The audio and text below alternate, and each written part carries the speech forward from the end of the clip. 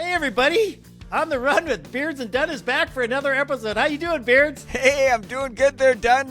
Happy belated 4th of July to you and Karen and Ben and the whole family, and to everybody that's out there listening. Hope everybody had a great 4th of July. I still got all my fingers intact. I didn't blow anything off or anything like that. Actually, we do fireworks. We're out in Asheville with our daughter and son-in-law. He loves lighting off fireworks. Oh, does I let him do it all, man. I sit on the couch. I sit on the recliner chair, the lawn chair, and just enjoy the show. And he loves doing it, so I'm happy to let him do it. Well, you know me. I get up so gosh dang early. I haven't watched fireworks for so long. So Jill walked down here in Bemidji. We have a big fireworks display. They take a big pontoon boat out and light them out from the lake, and so she took one of her little summertime chairs down and sat with some of her girlfriends, and heck, I was sound asleep, didn't even know they were going off. I love it. We're getting old, but it's all right. It's nothing wrong. It's better than the opposite. Exactly. But, and just kind of thinking along that theme. I know, Beards, we talked a little bit about maybe doing a little bit of a different episode this time, and it's going to be kind of hard for me to get through because I like to talk about. I've had two best friends in my life, and Dick, you're right. You're my best friend, and I had another best friend. He was a best man at my wedding. His name was Alan Straatmeyer. And Alan, I would like to take some time to visit about him. He passed way before his time, and yes, he did. I think there's some things we can learn from Alan in his life and the example he set. And for the listeners that don't know who Alan Straatmeyer is, hang on, I'm about to tell you. And for some of you that might have known Al back in the day, hopefully you'll be like me. I think back of all the good times, and Al and I had some great adventures together, and there isn't a day hardly goes by I don't think about the guy. And I think there's some good lessons here. And so hang on. Bet. Are you ready? All right, Beards, here. And I ran across, I don't know if you know who Jack London is. Wrote, White Fang and all that. And this kind of, I found this quote from him. And this is from Jack London. It said, "I'd rather be ashes than dust. I would rather that my spark should burn out in a brilliant blaze than it should be stifled by dry rot. I would rather be a superb meteor, every atom of me in magnificent glow, than a sleepy and permanent planet. The proper function of man is to live, not to exist. I shall not waste my days trying to prolong them. I shall use my time." And when I read that... That just gave me shivers, honestly. I think of Alan Straatmeyer, and kind of a little bit of background. Alan and I met in 1974. I was a senior in high school. And going into my senior year cross country, I had great aspirations and really trained hard for it. Alan was a 7th grader. And back in the smaller South Dakota schools, junior high kids can run with the high school kids and participate in high school sports. Sure. So many of these towns, we need every body you can get. And it was just a great way for junior high kids to get kind of exposed to sports at an early age. And Al came out for cross country. I don't remember Alan on our cross country team at all, the whole season. So Al went to Lennox then. He was at Lennox High School with me. And so, he was on the JV team, and the JVs always ran before the varsity. And I kind of got in my game face, before a race. Right. And I know you did too. You kind of have to get your mind together because bet. you're about to get out there and put it on the line. And so when the JV guys are running, we were usually kind of warming up, doing our things. And of course they'd run by. We'd give them a cheer, thumbs up. But I really don't remember Al at all. And it was our regional meet, the second to the last meet of the year. And this was at my home course. And it was this was to qualify to go to the state meet. Right. And so only varsity got to run. There was no JV race that day. It was just the regional and top 7 guys. And so we were warming up, and it was a big race. And Al and all the JV guys would show up, and they'd wear their orange T-shirts. The varsity wore black cross-country T-shirts to differentiate who was the JV, who was the varsity guy. And so Al was there with his orange, Lennox High School, cross-country T-shirt on. And as we were warming up, right before the race started, he came up to the team. And I just remember this so distinctly. He was just so enthusiastic and so excited. He goes, "Man, I'd give anything if I could run today." He goes, "Man, I sure wish I was running with you guys." and I remember listening to him, and I kind of chuckled to myself, and I thought, this little guy, he's 5'0". He could barely made the JV team. Right. And he's wanting to run with the varsity today, but that was just his enthusiasm. He was like out there. He wished he could run. And I remember, I thought to myself, what a cool dude, And I thought, I should take a few minutes. And I did. I took a few minutes and I said, hey, Al, thanks so much. Good for you. I said, I did. I really thought, you got times in your life when you might take the opportunity when you have an opportunity to say something nice to somebody. And I said, right. Al, hey, you've been doing a good job.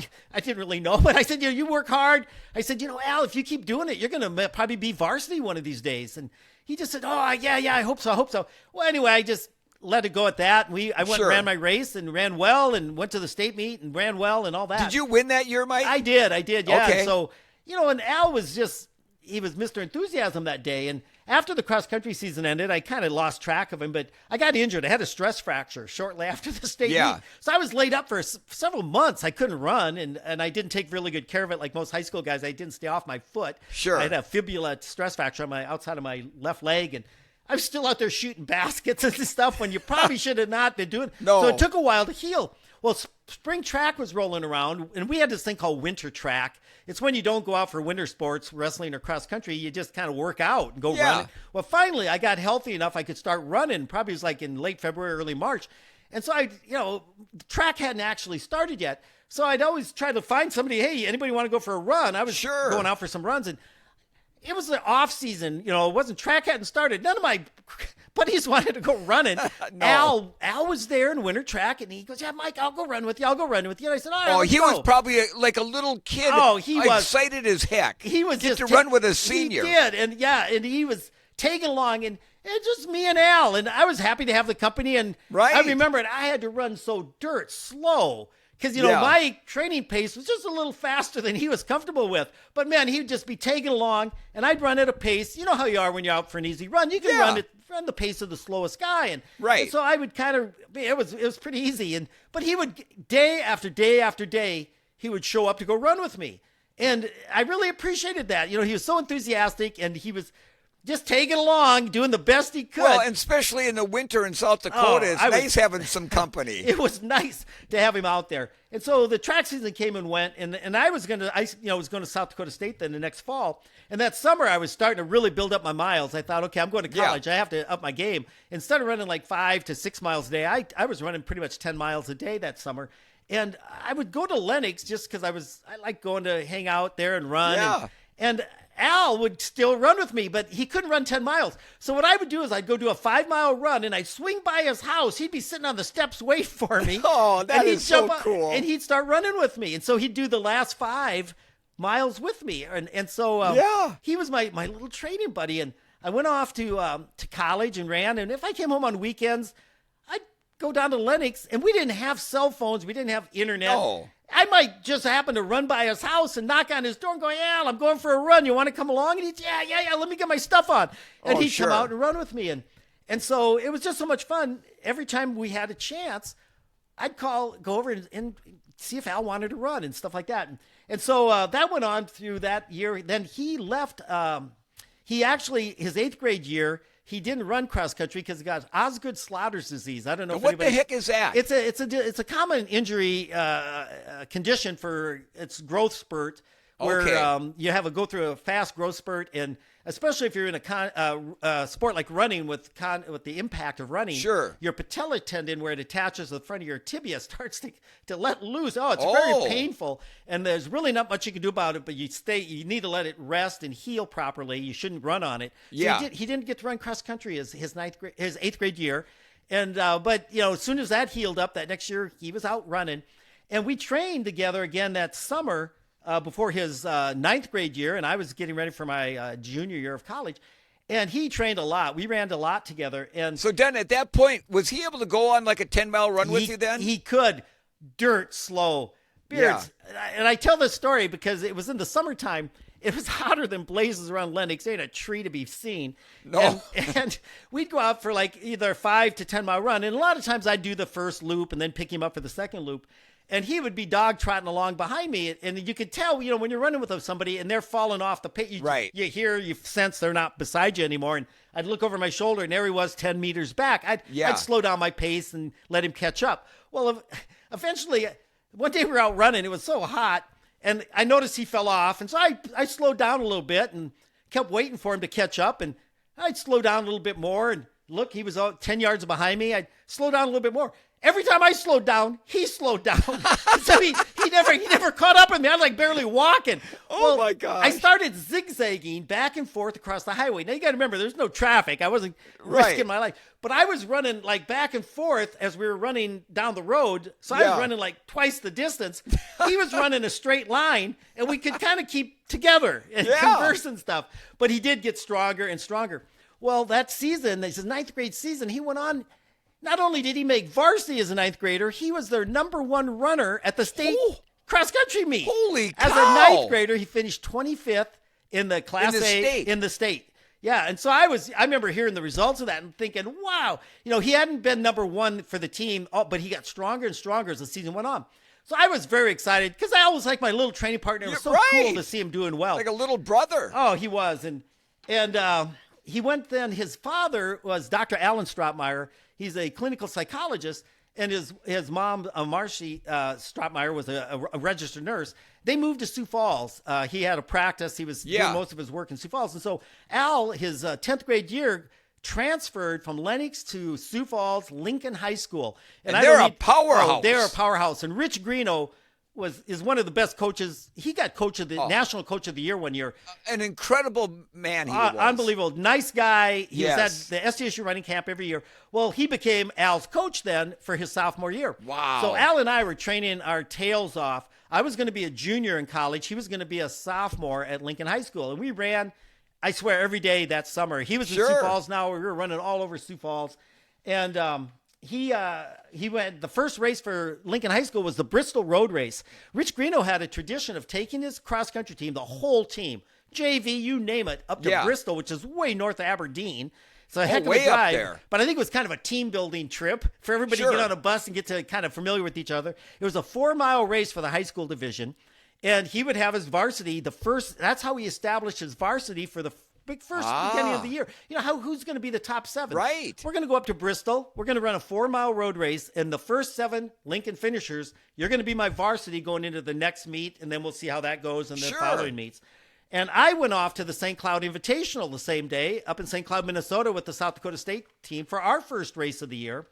And I won the St. Cloud State Invitational. It was the only invitational cross-country race I ever won in my career. You won the whole thing. I won the first thing because I had been training my butt off. I came into the season pretty fit. Yeah. And there's a downside to that because it's hard to maintain that form, for the whole season. But I was pretty ecstatic. I won a university cross-country meet. And we got back that night to South Dakota State University, and Kevin Sheldon, who was a freshman at SDSU, his little brother, Todd, was running for Lincoln High School. It was a good friend of Al. Yeah. And they had talked, and Kevin came into my dorm room, and he goes, "Hey, Mike, guess who won Bristol Road Race today?" And I go, "Who?" And he goes, "Al Straatmeyer." Al won it? Al won it as a sophomore, beat all the juniors and seniors. Now, if you go onto our website, after the beardsanddunpod.com, I've got a ton of photos. And one of the photos of Al is they had the podium where they put like the top 5 or 6 runners up on the podium. And there's Al on the top of the podium with Jan Kane, Brian Fendrick, Dave Frazee, all these really good Lincoln High School runners. Absolutely. They kind of swept the top 4 or 5 places.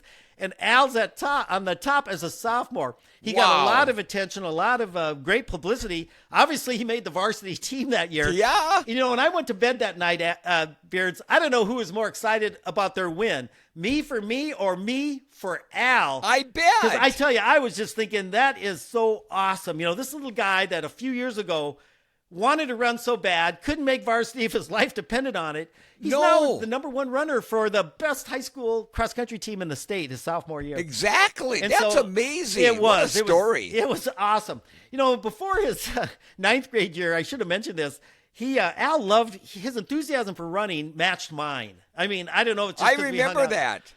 I was doing 20-mile runs the fall of Al's 9th grade year. That year he got top he was 25th at the state meet. Yeah. Well, leading up to the state meet, on Sundays, I'd be back in Sioux Falls with the Bills brothers, and we would have to do a 20-mile run. And I tell Al, "Hey, me and the Mike and Mark Bills are going to do a 20 tomorrow." He goes, "Hey, can I come along with you guys?" I said, "Sure." I didn't care. And Mike and Mark Bills go, "Done. You're letting a 9th grader come and do a 20-mile run with us?" I go, "Hey, exactly. I'm not his dad. I'm just his buddy. He wants to come and run. It's on." And he did. And Al would come and do these 20. He would do 20 milers. He would do 20 milers with us as a 9th grader. Wow. And now I got to be honest with you. He would fall off the pace, and we kept easing up. Now, 20 milers are really totally aerobic. You don't want to be pushing them. Al made sure we weren't pushing him. And there was one 20 miler. I think his shoe came untied 3 times. And Mark Bills goes, I think that damn shoe of his keeps coming untied because he wants to stop and take a rest. Because whenever he go, hey, you guys, like, stop for a minute. I got to tie my shoe. Well, we'd all pull over, stop our run, sit around, stretch. He'd be tying his shoe forever. Or at least pretending he was. But he got through those darn 20 milers. That's amazing. He did.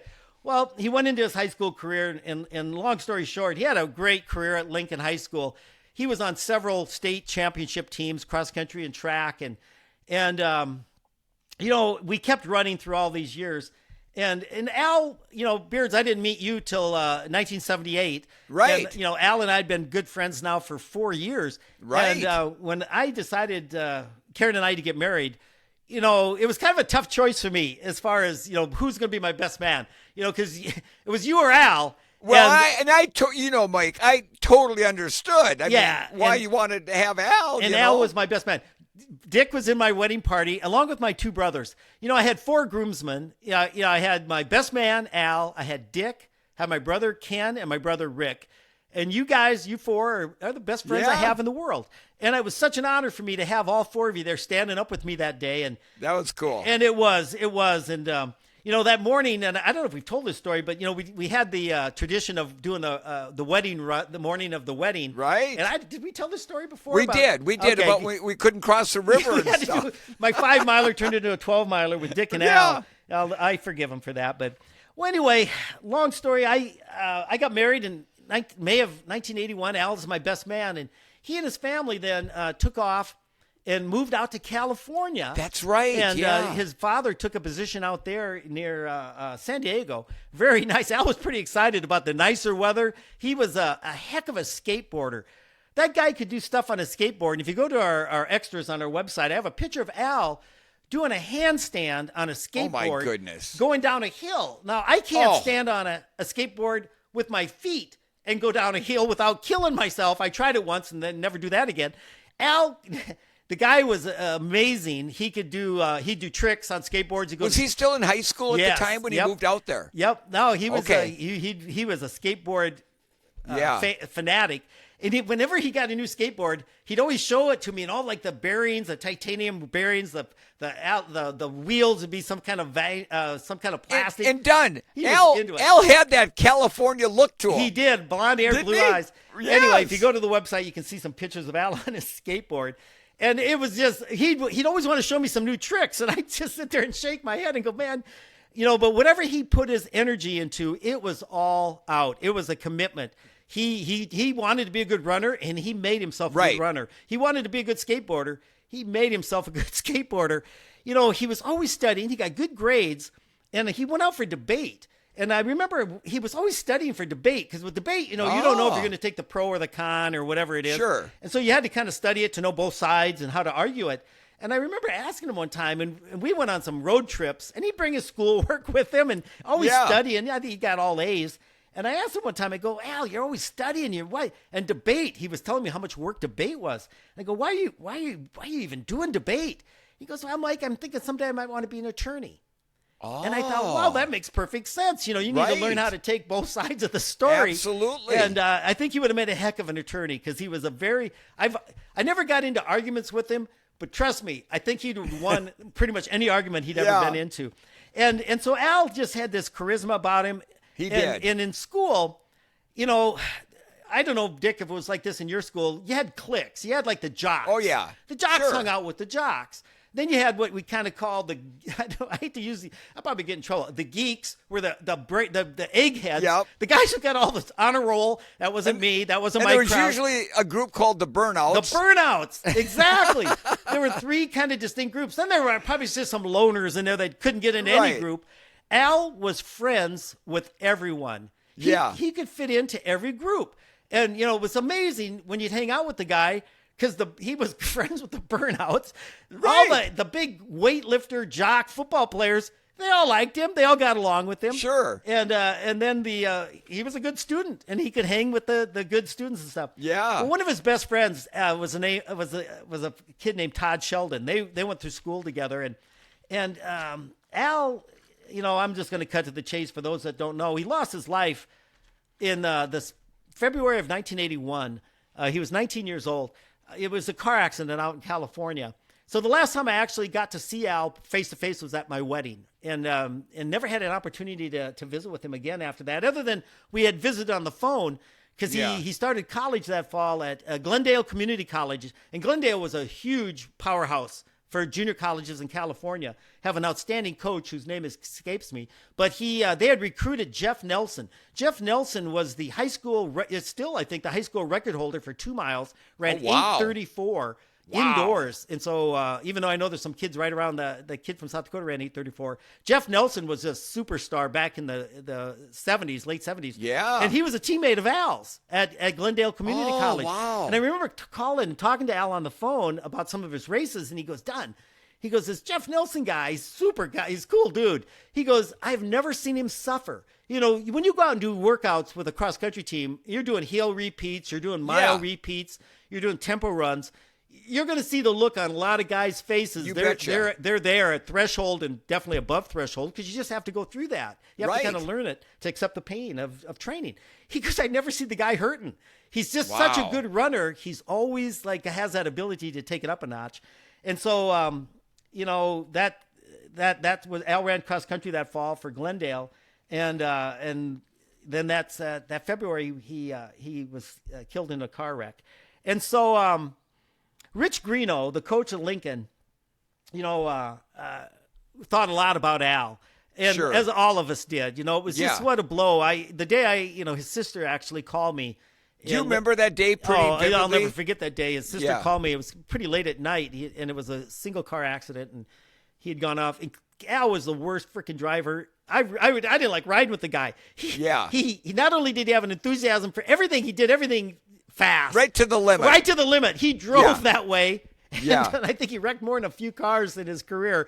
And I shouldn't laugh, but he probably got himself in trouble from some poor driving.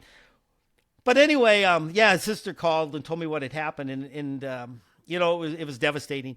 And Rich Greeno, I think it really hit Coach Greeno as well.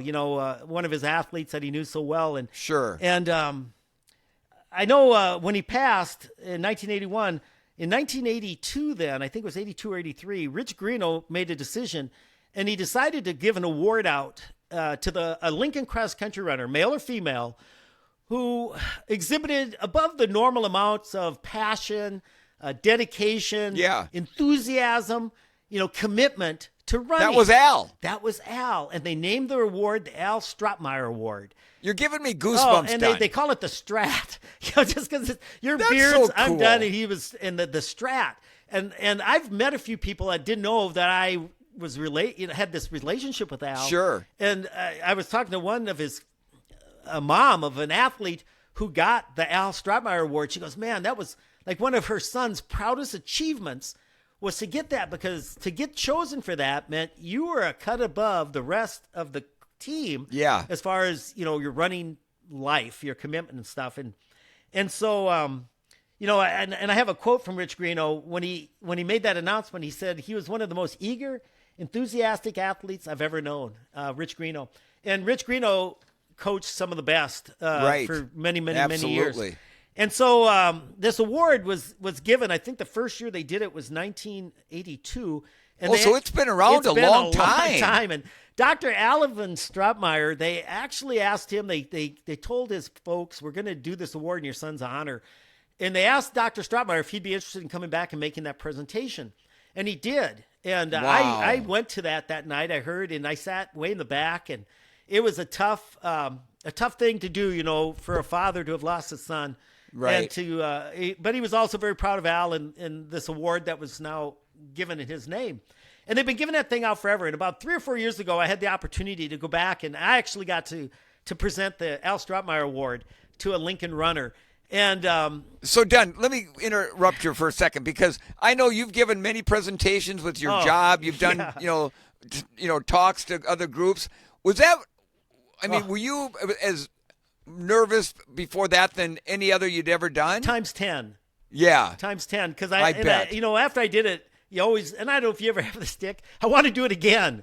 I can do it better. I can do it better. Yes, of course. And the real hard part about doing that talk was his folks came back for the year I got to give the presentation. So they were like a second folks. Al and I got adopted into each other's family because when you're a running partner with somebody, you're spending half the time at their house or they're spending half the time at your house. You're staying for supper. We'd get up, and run in the morning. So I'd just say, hey, Al, stay overnight. And so we would, because then we'd jump in the car, go do those 20 milers. I wasn't going to drive all the way to Lenox or into Sioux Falls to get him. And so we just, always were hanging out either at his place or at my place. Sure. And so to have his folks there, one of the things we do in the summertime is Al always had a job. He was a workaholic. The little guy had unlimited energy. He'd be running all the time, studying all the time. He'd always had a job because he I think his folks taught him, you got to make your own way. And if you want spending money for your car, good for him. He did. I know one summer he worked at A&W as a fry cook. Now, don't ask me how. He had no training. I guess he just figured out, hey, anybody can go back there and sling burgers. And he did. And he would work till midnight, and he'd be back there drinking root beer or whatever, sodas, trying to stay hydrated because it was just a hot. And so I would actually, it was the summertime, I would wait, and I'd go pick Al up at midnight, and we'd go do our run. In the cool, no kidding. Because it was 90 degrees during the day in South Dakota. Good time to do it. We'd go running at midnight. And we'd run in the 1, 2 in the morning. We're out running around Sioux Falls. I'm sure the cops got used to us eventually. Well, then I'd go back, shower, crash at his place, and we did that more times than I care to remember. Sure. And Al always said, as he got stronger and stronger, he goes, "Dun, you'll never know how much suffering I did trying to run with you all those years."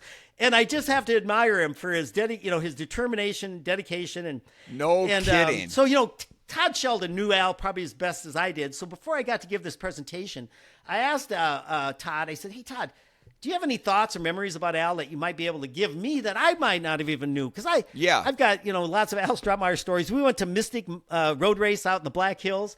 We drove together down to Tempe, Arizona to run the Fiesta Bowl Marathon. He ran a 2:42 marathon his senior year of high school. It's 2:42:19. As far as I know, it's a state high school record for South Dakota. I would imagine. I don't think they keep an official high school marathon record for South Dakota. But if anybody can name a high school athlete from South Dakota who's run less than sub 2:42, no kidding. And Al did it looking good. He ran comfortably that day. It was his senior year of high school, and so I asked Todd, do you have any stories you might want to tell me? And I'm going to give you a couple. Todd Sheldon told me, he says, running is a hard sport. It can be full of drudgery. Yeah, I can. But he says, I seriously can't remember any runs where Al was negative or complaining about running. He was always upbeat, very fun to be with. He says, usually my favorite social and storytelling have still been On the Run, where we get our name for our podcast. Yeah. And he goes, my enduring memories of running 15 miles every Sunday afternoon in the winter of our senior year. Al would come over to my house on Sycamore Drive. We would run out to Rowena and back. He goes, I have no negative memories of those runs. But thinking back, there must have been miserable, cold, rainy, snowy days. Sure. But he goes, I honestly don't remember. Just good conversations with Al, some of which are probably not appropriate for a banquet. Anyway, and Beardsley kind of reminds me of you and me, and I have the same thing with memories of running with Al. The runs just flowed. We were enjoying each other's company. Absolutely. And it was just they went by so quick. The last thing I want to share, though, is this is a great story, which I never thought of. Al always had girlfriends. He was a popular kid. If you look at the website, he's blonde-haired, blue-eyed. And Todd told me this story. He goes, runners are not renowned for their ability to wow the ladies. He said, but Al had said was pretty successful. He says, I remember being very surprised when I learned that he was dating Polly blank, I won't say her last name, who was at the time a year older than us and was generally considered one of the most desirable girls in the high school. He said the nerdy cross-country team was very impressed when Al asked her out for homecoming, and she said yes. And so he took gosh. he said, his friend group at Lincoln was so much more diverse than any of the rest of us. He tended to Todd tended to hang out with mainly runners. He said, but Al hung out with everybody, and so I always. But everybody loved him. He did. They also did a 24-hour relay, which is kind of unusual. Back in the 70s, Runner's World used to put these on. They were usually done as fundraisers. And Lincoln High School did it like 3 or 4 years in a row. And Todd ran it with Al. And he said, I can just remember that as a team, we ran 264 miles in 24 hours. He said Al was a rock and ran very solid. He averaged 5:18 per mile for 26 miles. Now, of course, those miles were 1 mile, then you'd rest, but still, while 9 other guys ran their 1 mile. Then you come back out and do your 1 mile, and then you get to rest. But, Dunn, as you know, that's not as easy as it sounds. It's brutal. He says after each mile, each runner could write a couple sentences about how that mile went. He said Al's quips were pure gold. I wish I could remember them now. But his positive attitude was infectious and desperately needed at 4 a.m. when it's dark outside, you're tired, and a 5:20 mile is expected.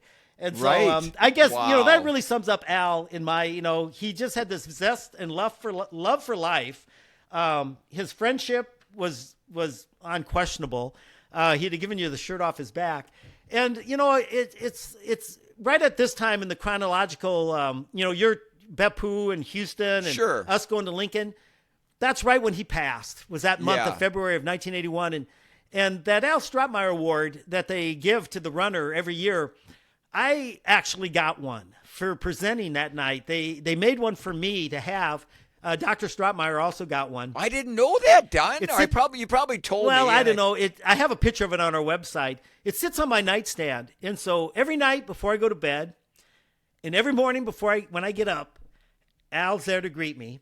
And there's pretty much not a run that I used to do or a bike ride when I don't think of him and think, man, Al would love this. When I'm out there suffering, climbing a mountain, doing a 24-hour event, whatever it is, there's one thought in my head. Al Straatmeyer would be right here with me doing this same exact thing because that's just what we did. And down the road, Dunn, he will be there again. I hope so. Because I didn't know Al very well. I met him a few times. I'm sure I went. Well, I know I went on a run with him when you got married. But he was always smiling, laughing. It's nothing. It's bittersweet. Long blonde hair. It's bittersweet. I have nothing but the greatest memories, and I cherish them. And I always wonder what could have been, and that's just the way life is, when things don't turn out the way we think they're going to turn out. I don't like to have regret or we can second guess all we want. But I think the message for today's episode is, love the ones you're with because you never know how much time we have together. And if you have this beautiful thing called life, don't abuse it. Use it. Get out there. What is that Carrie Tollefson says all the time? Get after it. I mean, if you've got goals, if you've got aspirations, I know Al never let them pass. I tell you, the guy ran the Jack 15 like every year through high school. He ran a marathon. He just never put a limit. We always kind of said he was the Steve Prefontaine and James Dean of South Dakota running. That's a good way to look at him. Yeah, to kind of wrap it up. He didn't have the athletic performance that Prefontaine did. I mean, that guy was off the charts. But his enthusiasm and passion for running is unquestioned. He's kind of the model we look up to. And James Dean, he was before my time, but I hear he had this charisma. And people just like to be with the guy. Yeah. And he had people like to be with Al. He had a fan base.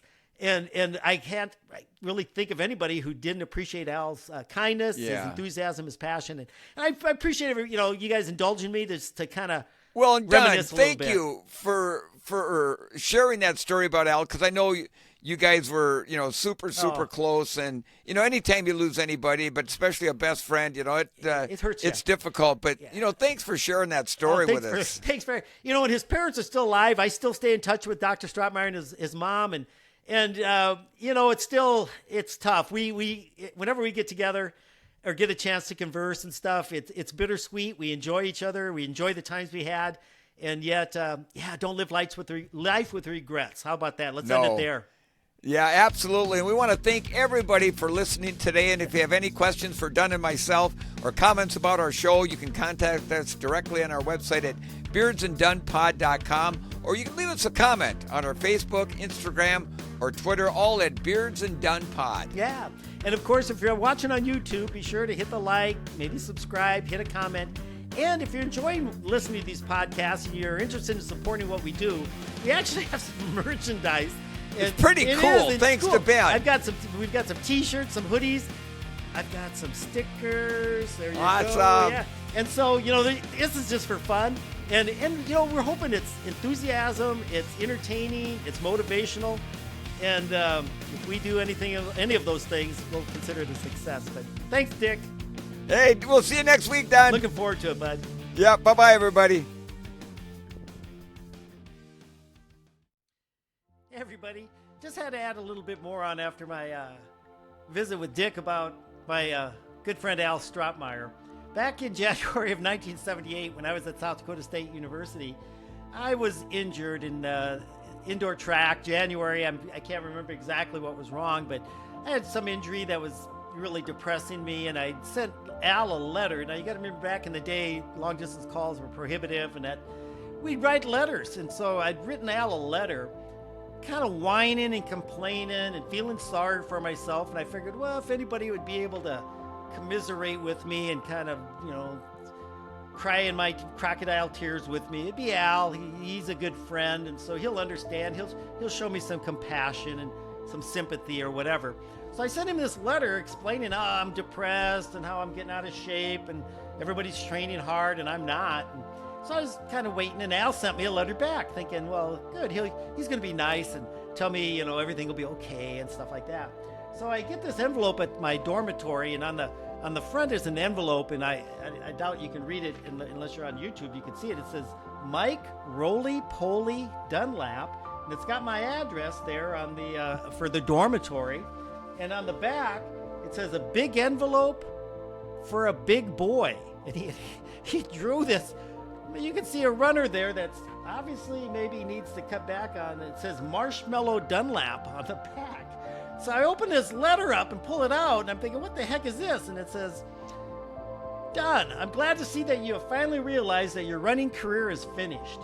But for God's sake, whatever you do, don't cut your hair, because if you come over to my house, I won't be able to tell you from my little brother apart. His little brother was kind of heavy. Look at it this way, Marshmallow. You can always have your mom take out your running T-shirts, and then you can wear them to track meets and hang around the shot put area. Then make sure that you wrap your wrist with an ace bandage. Make it look like you're just an injured shot putter. Maybe if you get a little better shape, they might even let you return the shots after they throw. Well, getting back to the world of reality, when are you going to get back on the road again? I really miss training with the premier mileage man of South Dakota, the terror of Minnesota Avenue. I have a sore throat again and a few other disorders, but fortunately, I have only missed 3 days of training to my diseases, and I'm running about 4 or 5 miles a day, so I'm not in great shape, but I'm still fit enough to whoop your cocky little butt. So why don't you quit feeling sorry for yourself and once again become the runner with the stinkiest shoes I've ever fainted from.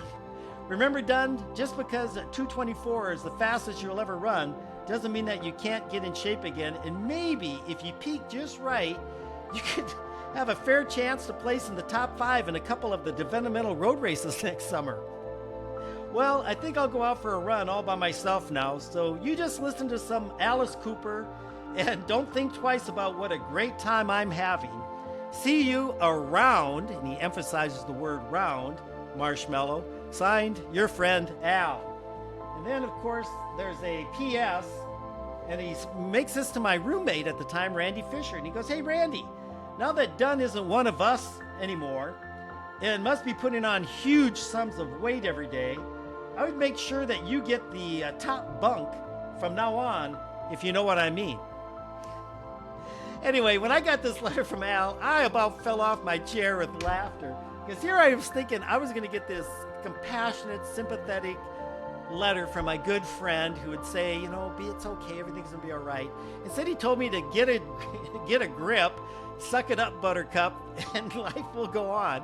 And I tell you, that was Al. Whenever I needed a laugh, he was there to give it to me, or a kick in the pants in this case. And so to quit feeling sorry for myself.